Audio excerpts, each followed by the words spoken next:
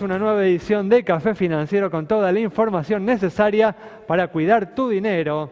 Hoy vamos a hablar de seguros de retiro y de vida con capitalización, cuál es la oferta que existe en nuestro mercado de estos instrumentos que te permiten generar un ingreso complementario para cuando te jubiles. Vamos también a repasar lo sucedido en los mercados de capitales y en el último bloque vamos a analizar los hechos más destacados en materia económica de estos últimos días con la visita del economista Dante Sica.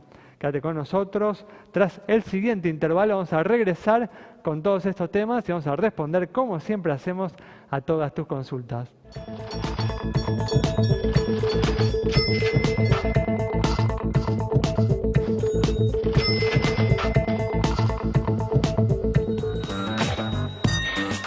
Está con nosotros, como siempre, Santiago Chelala. También nos acompaña en esta oportunidad Miguel Cielonca para repasar lo sucedido en los mercados de capitales en estos últimos días. ¿Cómo andan? ¿Cómo están? ¿Cómo les va? Gracias por estar aquí. Bueno, como ven, no está Yamila Escala, quien no pudo venir esta semana, se reincorporará la semana que viene. Vamos a comenzar con información económica y en los últimos 4 días el dólar cayó 20 centavos y se ubicó cerca de su valor mínimo en lo que va de este 2017.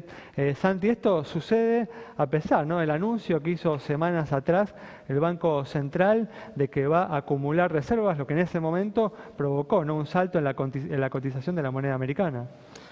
Sí, Ale, fue un efecto que duró poco, ¿no? El anuncio del Banco Central diciendo que iba justamente a esto, ¿no? A comprar dólares y por lo tanto comenzó a subir su precio. Lo que está ocurriendo es todo lo contrario, ¿no? El dólar está bajando, lo vamos a hablar seguramente con Dante Sica en el último bloque, pero lo que hay es una enorme oferta de dólares. ¿Provenientes de dónde? De las necesidades de financiamiento que tiene el Estado, que está emitiendo deuda. El año pasado, recordemos, 35.000 millones de dólares solamente en un año. Y también de lo que ahora se llama, por ahí también Miguel nos puede ilustrar un poco, se llama el famoso carry trade, le dicen. Los que tenemos canas le decimos la bicicleta financiera.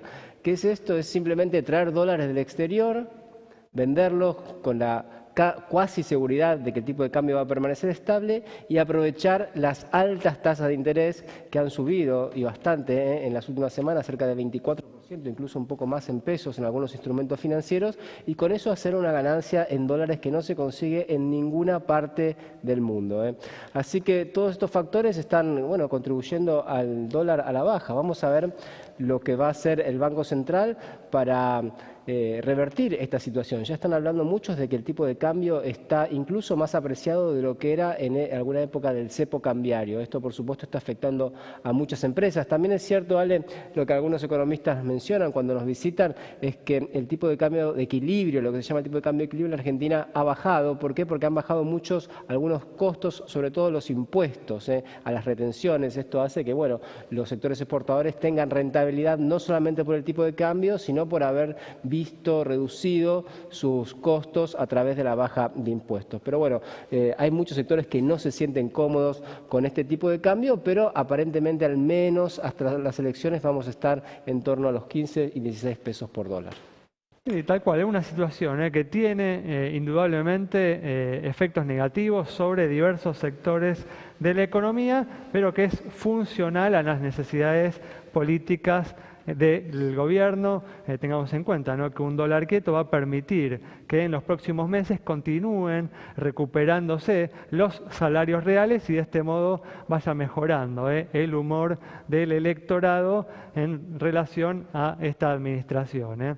Vamos a cambiar ahora de tema, la vamos a introducir a Agustina Martínez Bassi, quien nos va a presentar hoy información de seguros y vamos a hablar justamente con ella de seguros de retiro y de vida con capitalización, cuál es la oferta que existe en nuestro mercado de este instrumento que nos permite generar un ingreso complementario para el momento de la jubilación.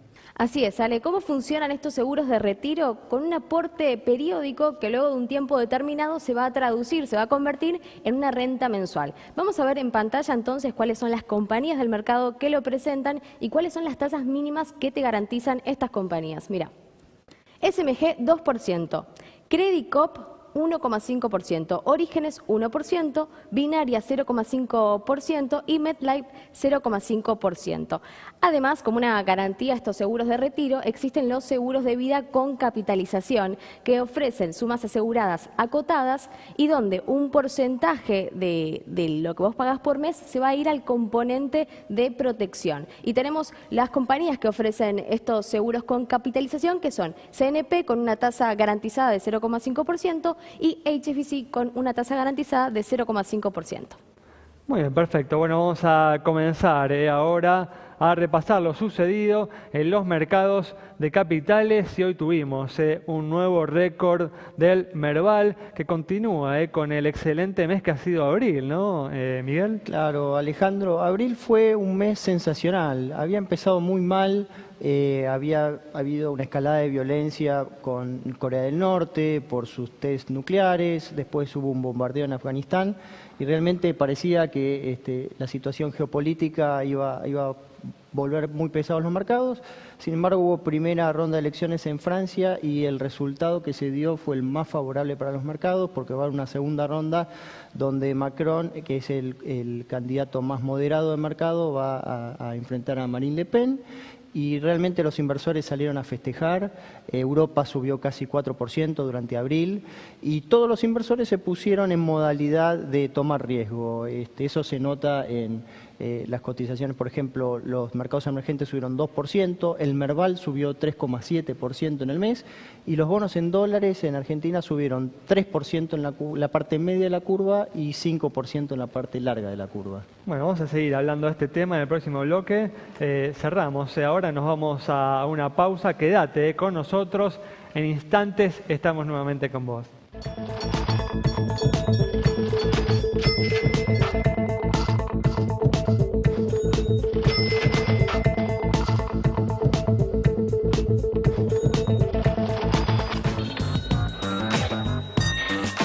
Bueno, arrancamos el bloque y como siempre vamos a comenzar a responder a todas tus consultas.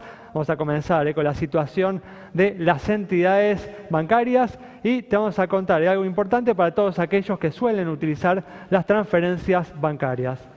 Y mientras vemos información de entidades financieras en pantalla, les cuento que el Banco Central ha dado a conocer nueva normativa por la cual se elimina el tope para hacer transferencias electrónicas. Esto es, por supuesto, para operaciones puntuales, por ejemplo, compra-venta de inmuebles. El usuario tiene que avisar al banco con un día de antelación. Y bueno, se elimina esta restricción que a veces es de 100.000 pesos por día o 300.000 pesos por mes y en ese caso se puede usar el monto que sea necesario para la operación por única vez y hasta dar nuevo aviso al banco. Perfecto. Bueno, como todos saben, los principales bancos oficiales, el Nación, el Provincia y el Ciudad, comenzaron a ofrecer el mes pasado préstamos a 30 años ajustables por inflación. Estos créditos tienen cuotas más bajas que los que existían o los que existen en el mercado, lo que permite ampliar el acceso a la vivienda propia. Agustina conversó con el público en la calle sobre estas alternativas.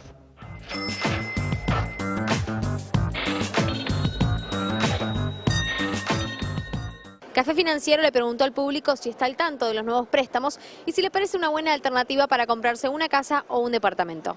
¿Está al tanto de los nuevos préstamos hipotecarios a 30 años?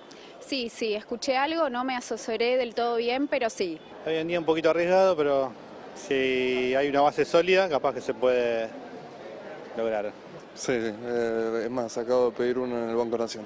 ¿Cómo fue su experiencia? Y mirá, estoy en etapa de preacuerdo, todavía no salió, la verdad que espero que salgan. Sé bien que son indexados por inflación, pero bueno, al bajar el monto de la cuota puede uno acceder a la vivienda. Y está bueno, es complicado para entrar por ahí porque justamente piden muchos requisitos, pero bueno, no, es algo bueno, interesante. ¿Lo ve como una buena opción teniendo en cuenta que tienen un costo significativamente inferior al del resto de los créditos? Sí, muy buena opción. Sí. Tengo entendido que las cuotas de cualquier crédito hipotecario son altísimas, así que estaría buenísimo si realmente es así. Es una oportunidad. Y con el tema de la inflación, ¿cómo lo piensan? ¿Qué pasa si se dispara? ¿Ese es su temor? ¿Cómo ve ese tema? Mira, hoy en día pago el alquiler, pago mucho más de que lo que voy a pagar de cuota y la estoy tirando la plata.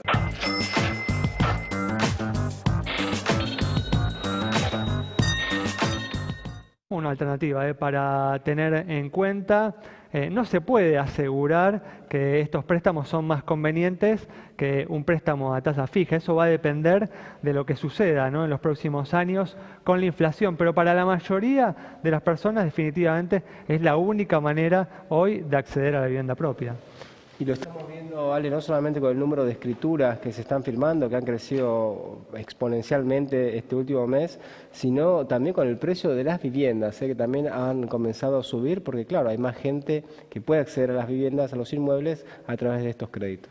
Muy bien, perfecto. Bueno, vamos a completar el repaso de lo sucedido en los mercados de capitales con una excelente noticia para la Argentina, que en estos días está presentando el riesgo país más bajo de los últimos 10 años, Miguel. Claro, Alejandro, sabes que esta semana el riesgo país marcó un nivel de 395 puntos básicos, eso es apenas abajo del 4%, y es un valor más bajo desde el año 2007. ¿Sí? Bueno, recordemos que es el riesgo país. Claro, ¿no? Es una buena instancia. El riesgo país en realidad es un diferencial de tasas de interés, ¿sí? Entonces se compara la tasa de interés de un conjunto de bonos, en este caso argentinos, con la tasa de interés en Estados Unidos. ¿Qué tanto más tiene que pagar Argentina cuando se endeuda por lo riesgosa que es Argentina? Exactamente, es una sobretasa y vos sabés que siempre en finanzas riesgo y retorno van asociados. Esto quiere decir que si el inversor pide un premio de 4 puntos por tener papeles argentinos, es una medida del riesgo de hacer negocios en Argentina, ¿sí? Básicamente así se interpreta el riesgo país. Un tema muy interesante es que aún con este nivel récord por lo mínimo de los últimos 10 años, todavía tenemos espacio para comprimir comparándonos con otros países de la región. Argentina todavía tiene una calificación crediticia B, y los países que están un escalón completo mejor que Argentina, que sería una nota de B, en realidad son 3 intermedios que hay, pero bueno, en un escalón completo mejor que Argentina es un B, son países como Paraguay, Bolivia y Brasil. Que están mejor calificados hoy que la Argentina, tienen menos riesgo país que nuestro país. Ellos tienen un riesgo de país cercano a los 200 puntos. Así que en la medida en que nos vayamos normalizando, esa tendencia debería ser a converger a esos países. Muy bien, y vamos a cerrar, como hacemos siempre este bloque ahora, respondiendo a una última consulta sobre la situación de una compañía de seguros con información sobre el mercado automotor. Así es, subió la venta de autos 0 kilómetros en el país. Según informa ACARA, la Asociación de Concesionarios de Argentina, en abril se vendieron 13,8% más de vehículos nuevos que en abril del año pasado. E inclusive se vendieron 5,8 más autos nuevos que en marzo de este mismo año. Es decir, según explican los de ACARA, esto puede tener que ver con las promociones que vienen ofreciendo los fabricantes de vehículos. ¿Quieren saber cuáles son las marcas más elegidas por los argentinos? Volkswagen, Chevrolet y Ford. Muy bien, perfecto. Con esta información cerramos el bloque. Quédate con nosotros. Al regreso vamos a estar dialogando con el economista Dante Sica.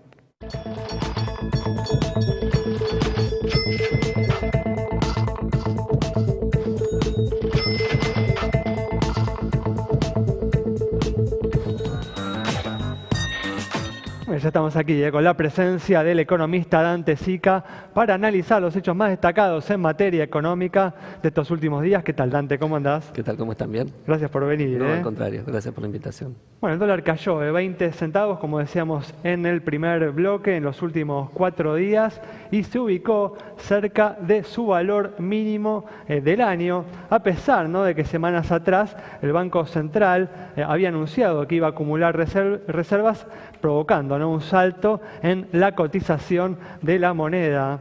¿Te parece saludable el valor que está teniendo el dólar este año, Dante? Depende de dónde uno se pare, ¿no? ¿Viste? Siempre en economía es depende de qué. Claramente si uno está con sectores en el sector agropecuario de la pampa húmeda, este tipo de cambio es bastante razonable y les permite poder exportar y tener buenas ganancias. Si estás en algunas producciones regionales como limones, estás bien. Si exportas peras y manzanas no estás tan bien, y si sos textil o calzadista, estás esperando que te cierren la economía porque con este tipo de cambio tenés una presión importadora fuerte. Con lo cual, de alguna manera, esta muestra un poco lo que es la heterogeneidad que tiene hoy el sistema productivo. Si uno mira claramente el tipo de cambio, da la sensación que está atrasado con respecto a un promedio. Después podemos poner 15, 20 según como tomemos, y esto de alguna manera dificulta un poco más la recuperación de la inversión, dificulta un poco la salida exportadora y le pone mucha presión al aparato productivo. Entonces, por un lado incentiva la demanda de atesoramiento, todavía hay mucha demanda de depósitos en dólares, el turismo es negativo y esto también genera una fuga de consumo. Por otro lado, algunas actividades también, pero claramente hay un problema ahí que es difícil pensar que en el corto plazo pueda ser resuelto mientras el tema fiscal de alguna manera no se ponga en caja.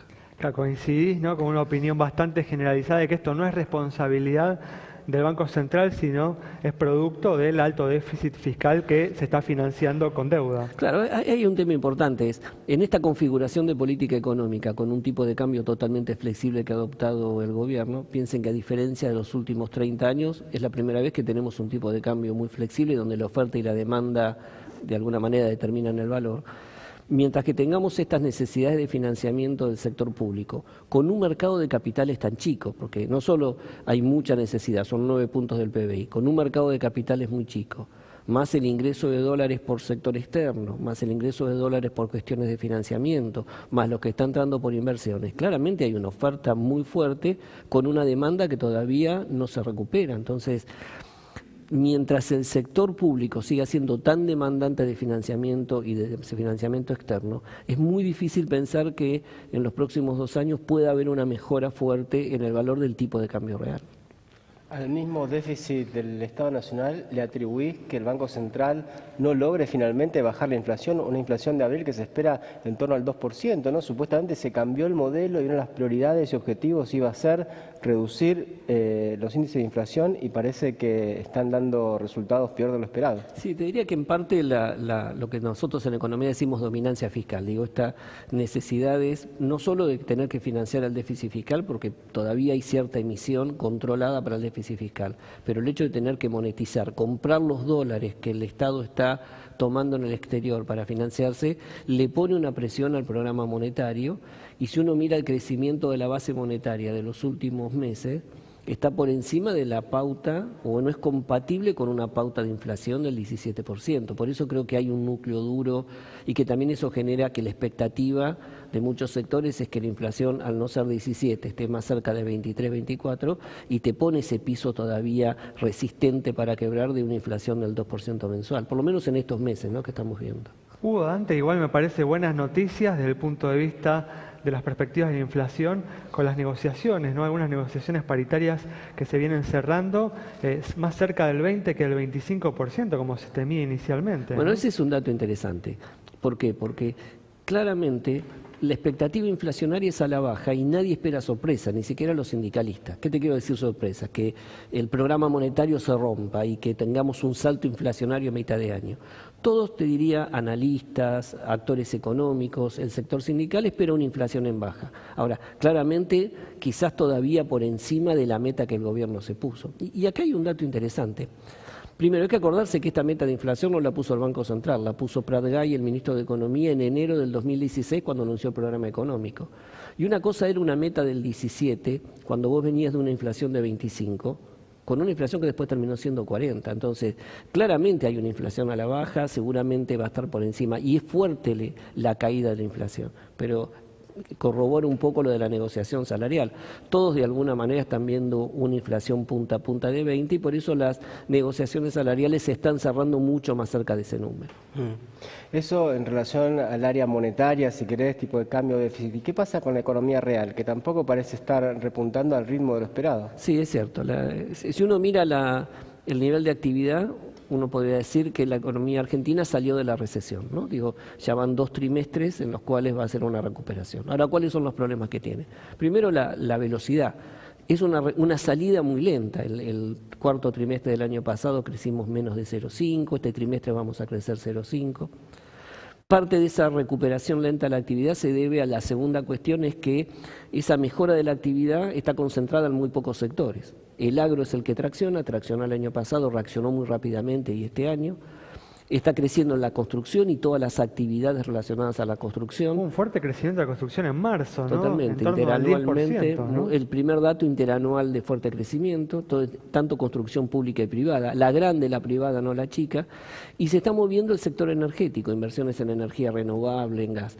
El resto de las actividades, en especial la industria, viene muy retrasada. En industria encontrás algunas actividades que vuelan, como el caso de maquinaria agrícola, y otras que caen. La industria, igual, Dante, hay que decir que el último dato, dentro de todo, tuvo el aspecto positivo de que fue la caída interanual más baja desde febrero del año pasado. Bueno, ¿no? y eso es interesante porque, te insisto, la actividad económica en general está saliendo de la recesión, la industria recién ahora empieza a dar señales que empieza a salir de la recesión. Entonces, tenemos a pocos sectores difundidos y eso también lo que transmite es la idea de una percepción social muy débil con respecto a la recuperación. Como el consumo viene un poquito más retrasado, el salario real ha mejorado, pero en el margen el consumo viene más retrasado, el consumo está mucho mejor en el interior que en los grandes centros urbanos donde el tema industrial pesa más, y eso hace que todavía no se sienta. Yo digo que este año la recuperación de la actividad es como el sol de la primavera, calienta pero no quema, ¿no? Digo, empieza recién a arrancar. ¿Y cuál es tu proyección para el 2017 en términos de crecimiento? No, nosotros creo que todos recalibramos en base a algunas decisiones de política económica que tomó el gobierno estos últimos días, recalibramos un poco y lo que estamos viendo es un crecimiento que va a estar rondando entre el 2,5 y el 2,8, o sea, menos del 3% que esperábamos y te diría quizás arriba de 2,5, pero no mucho más que eso. ¿Cuáles fueron, Dante, las medidas que hicieron justamente recalibrar la proyección? Yo te diría que forma parte de lo que son las tensiones de política económica que este año. El gobierno claramente está dando más señales de mediano plazo en términos de política antiinflacionaria, como poniéndole un poco más el acento a tratar de bajar la inflación, y en la rigidez del programa monetario con un aumento de la tasa de interés, aunque sea temporal, de alguna manera también retrasa esa mejora en el nivel de actividad. Entonces creo que el gobierno ha hecho una apuesta más mirando el mediano plazo, la idea de, bueno, vamos a una baja de la inflación, demos señales, a cambio de ser un poquito más permeable en dar un poquito más de expansión fiscal para pasar el año electoral. El presidente anunció esta semana cambios en los planes sociales para crear más empleo y también dijo que en la Argentina ya está creciendo el empleo formal. ¿Se ven esos datos? Sí, el empleo social, el empleo formal en el agregado crece, pero ¿quiénes son los sectores que traccionan? Relacionados a lo que te comentaba antes. Servicios está creciendo, comercio, servicios financieros, el empleo público formal sigue creciendo y construcción. Uno de los más dinámicos es construcción. ¿Dónde tenés problemas? Tenés caída en el sector industrial. Entonces, si yo soy un obrero de la UOM en Tierra del Fuego, veo que en el último año perdimos 3.000, 4.000 puestos de trabajo. Si estoy en maquinaria agrícola, veo que hay demanda de trabajo. Si estoy en textil, estoy mal. Entonces, es muy heterogéneo también y un poco acompaña esta dinámica distinta que vemos a nivel de recuperación. Bueno, Dante, muchas gracias por haber estado con nosotros. Nos vamos entonces con el análisis del economista Dante Sica sobre este comienzo, esta salida que se viene viendo de la recesión económica, este principio de repunte, de recuperación de nuestra economía, que veremos cuál es la intensidad y el ímpetu que tiene en los próximos meses. Nos reencontramos el próximo viernes a las 20 horas aquí en Metro.